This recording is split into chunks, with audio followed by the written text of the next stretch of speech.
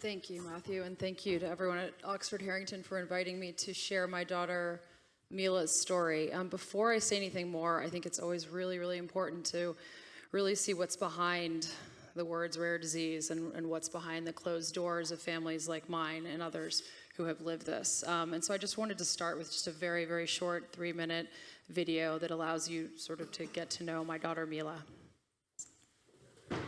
It's tiny. Got it.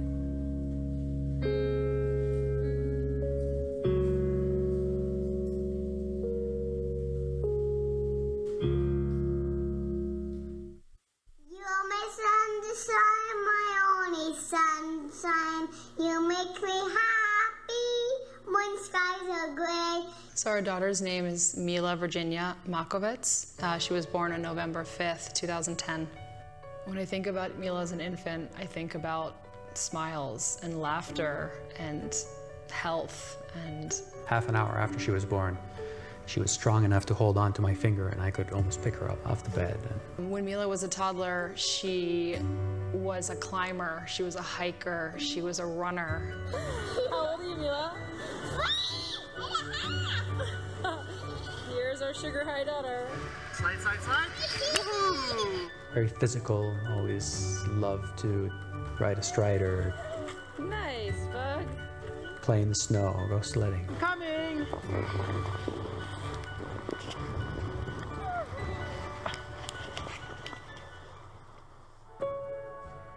We noticed that Mila was getting stuck on her words. She would say, "Mommy, Mommy, I have to. Mommy, I have to," and not be able to continue. And then suddenly, around 3 years old, we started noticing that her feet were slightly unturned and she was walking strangely. And then at 4 years old, we noticed that she pulled books in close. And then around 5 years old, Mila's feet started moving really quickly in this strange pit-pattering way, and then she would fall back on her butt. And every time she stood up, she would fall back and stand up and fall back. You know, we took her around to different doctors who never could really kind of figure out what was going on with her. And then time passes, and then in just 1 month, everything can change. She could no longer see anything. What's brought her so much happiness is playing with her toys and or looking at her books and watching TV and playing with her brother, and suddenly it looked like she could no longer play with anything. It's so hard to see such an outgoing little girl not be able to play with other kids and not be able to play with toys and not be able to watch Elmo anymore.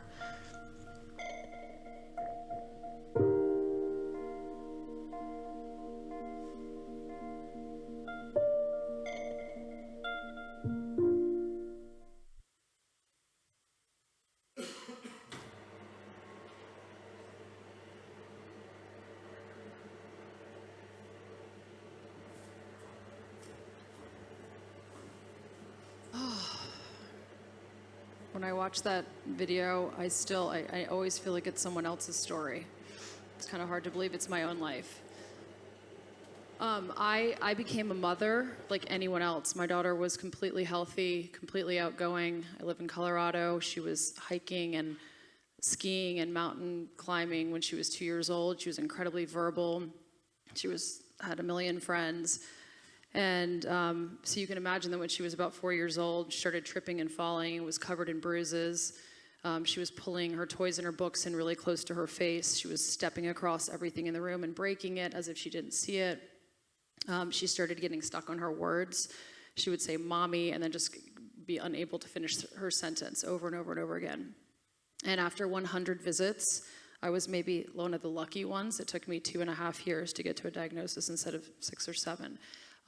Over the course of the next 2.5 years, I took my newborn son by myself with my daughter, who is now reverting back to diapers. She was reverting back to riding in a stroller instead of rocking and running and playing. She was reverting back to sort of not being able to talk anymore. And I went all over the US, into Canada, other places, and dragged both of them with me by myself. only to end up at 6 years old, I just gave up because I think it was the sixth neurologist that had told me, like, the next appointment was in 6 months and that you had to stack blocks up and run down the hall and that everything was fine and that she was so outgoing and perfect and that she would grow out of these problems. At 6 years old, I gave up. I went to the emergency room, packed a duffel bag. I'd been crying every single day. And at the end of that week of battery of tests, my daughter that just took such a toll on her in that 1 week, I was told that she had a rare form of an already rare genetic condition called Batten Disease. There were 25 kids in the world at the time. There was little to nothing known about it. No child had ever lived. And I was just told in one moment to the next, thinking that there was a problem with my daughter, that she would lose every single ability except for hearing and that she would die in the next few years. So as you can imagine, my life up until that point, I just turned 40 years old, just was over. Like, all the things that I ever cared about, all the passions I had, didn't matter anymore. They still don't matter to this day. I love them, I appreciate life, but when your child is sick and you're being told that there's nothing else you can do, just nothing else really matters. I cried on the floor of my closet every day when my children weren't looking, and then I picked myself up after a week or two, and I saw my daughter laughing, and she had just lost her vision completely. She had started having seizures up to 30 a day over the course of that year. And I just saw my daughter fighting, and I was like, if she can fight, I can fight. And so I started talking to just countless parents around the world, and I was blown away by this world of rare disease I had no idea existed, and I was being told that there was millions of children like her. And I talked to parents that were fighting really hard, and they'd lost their children. And my life changed then. I just thought, wow, this is more than my daughter. And so I started a foundation, Mila's Miracle Foundation. I started raising I realized was going to have to be millions of dollars. I didn't have that money. And I started telling Mila's story to anyone and everyone that would listen, letting media into my house on a constant basis when all I wanted to do was, cry and die because I couldn't handle watching my daughter rapidly decline. But I needed to raise the money because there was no other way to get her to a treatment. Over the course of this period of time, I realized that Mila was missing a mutation. She had autosomal recessive disease, needed 2 mutations. Labs could only find 1 mutation. And so I learned pretty quickly that whole genome sequencing, which I didn't really understand, was probably going to be the best bet to find that other mutation. And so I reached out on Facebook, of all places, in a desperate plea that a lab at Harvard, one of the very few at the time, at the end of 2016, had those capabilities. And within 24 hours, I heard back from Dr. Timothy Yu, who's here with us today and will be speaking with you tomorrow. And I was very lucky because Dr. Yu and his team at Boston Children's Hospital immediately said, look, we don't work in this field. We're working with sort of genetic underlying conditions for autism, but we always like to try to find a very difficult to find mutation, and we're going to do everything that we can. And he and his team looked at a screen for 1 month straight, trying to figure where this other mutation was, of which they finally called us back and said, we found it. I needed to know this because I needed to be sure that my daughter had this Batten CLN7, so I knew which gene to actually go after. And I also needed to find out whether my son had this, and I could not fully test him unless I had both mutations. And every day I thought I was going to have like motherhood completely ripped from my arms. And Dr. Yu and his team, I don't have the time to tell you the amazing story except for to say that he and his team rallied. They rallied hundreds of people all over the world, academics, companies, for 2 reasons. I think most importantly because Mila was rapidly declining. She had lost her vision. She was losing her last word. She said mommy for the last time. She started having 30 seizures a day. She got a G-tube put in, and this was all happening in 1 year. And at the same time, Dr. Yu and his team, when they found her very unusual mutation, Spinraza had just been approved for spinal muscular atrophy, another horrible, horrible disease in children. And this antisense oligonucleotide, or ASO, was very, very successful. And it was on everyone's mind, and it was a game changer for neurologists. And Dr. Yu and his team said, well, wait, what if it looks like Mila's mutation that we just found could be amenable to an ASO like a Spinraza? What if we made a Spinraza-like medicine for Mila? The catch was that no one else in the world shared her mutation. So as you can imagine, a lot of people said that that's sort of crazy notion to design a medicine for one person. Luckily, I had Dr. Yu and his team working with me, and over the course of the next less than 1 year, they turned this idea into designing an ASO, testing it, manufacturing it, getting green light from the FDA, probably one of the fastest things to ever go through the FDA. And we moved to Boston. So I went from being told that there was no hope for my daughter, that we were 10 years away from being able to solve a disease as complicated as Batten disease, to moving from Colorado to Boston, and being told that there was a treatment for my daughter that was hyper-targeted to her underlying mutation, and it was only for her, and it was called Milasin. And, in this first year, Mila had just been going downhill so quickly, and she was obviously at a very progressed state. She had lost a lot, but she was still smiling, and she was still laughing, and she was still in a place that made sense for everyone to fight for her. In that first year, I didn't even have a second to think until she got treated, but that first year, her disease pretty much stopped. Her 30 seizures went down to nothing. Sometimes she had 1 or 2 tiny little 1-second seizures. They had been lasting 2 minutes with arms and legs thrashing. They pretty much disappeared. She went back to eating by mouth. It wasn't perfect. It was pureed foods, but she could taste food, and it wasn't going through a G-tube. She sat up straight. It meant that I could hold her from behind, and so she could lift her legs were stronger. She could kind of walk around with my help from behind. These were all maybe subtle things, but they were enormously helpful for our family. The quality of life was drastically better. We didn't have to go to the doctor. There was no things that normally happen with a child with Batten disease, of helicopter visits and shaking vests and all the terrible things that these children have to go through. And she was, pretty much seizure-free. So the second year, unfortunately, it was very hard for me to tell if it had stopped or if it was just slowed down. And the third year was COVID. We lost all of our various sort of caregivers and therapists, and it also allowed me to sit in front of my daughter at that time and face the terrible fact that this was too late for her and that she was very slowly declining. And I was faced with decisions that no parent should ever, ever have to face.